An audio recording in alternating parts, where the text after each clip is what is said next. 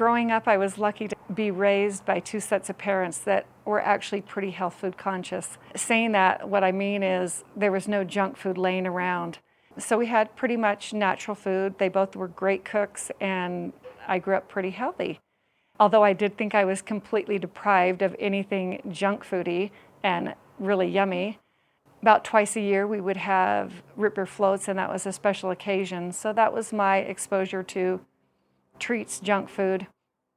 Although in high school I would savor anyone that brought treats, cookies, candies, any kind of thing like that. I thought that was really cool. When I married into a family that you opened up the fridge and there was all sorts of soda arrangements, iced animal cookies. I mean, it was just like, I'd died and gone to heaven, and so I thought. For probably 25 years, I ate whatever I liked, whatever felt good, whatever was yummy. I actually started on a soda kick, which, having young kids, I think, this gave me the energy to get through the day. And for about 25 years, I was a soda junkie. It didn't start out, but it ended up being an everyday occurrence. And the funny thing is, looking back now, I remember in my 40s, I thought I'm going to make a health food change and switch from full-strength soda to diet soda. In my mind thinking, less calories, better for me. Not thinking anything about what actually I'm putting into my stomach.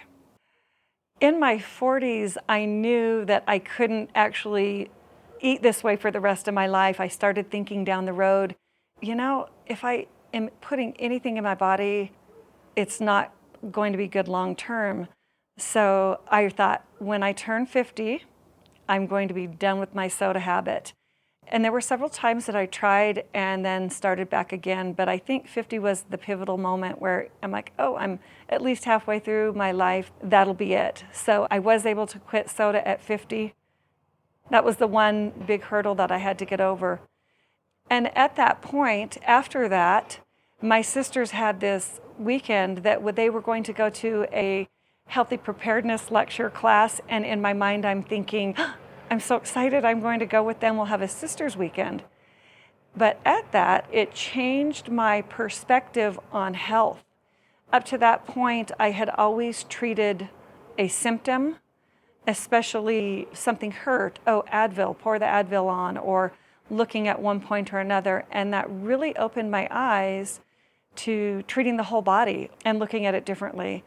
I also had a couple kids that had autoimmune diseases, and I was very interested in how I could help them. My sister got me interested in changing from an allopathic doctor to a holistic doctor, so I found a naturopath. And this was the first time that I went into a doctor's office and they didn't say, change into this gown, we're going to do a physical.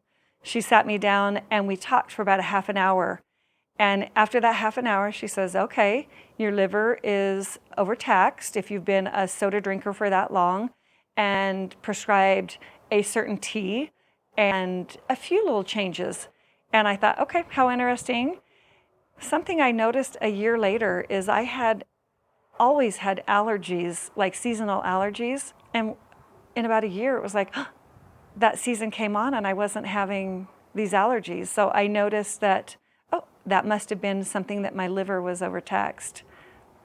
My interest in this natural healing is for overall health, longevity, feeling good as I'm aging, and to help my family and children, as I have a few that have an autoimmune disease or different ailments.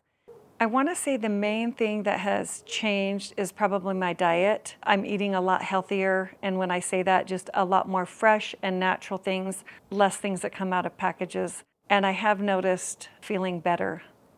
I want to just say something that makes me smile is a memory. I had a grandchild come in and say, you're the grandma that doesn't have junk food, right? So in the process, I have come across a few recipes, and I have what's called grandma cookies. So I am inspired, hoping that I can be an influence in my children and my grandchildren, that hopefully that they can see things that will give them health long term.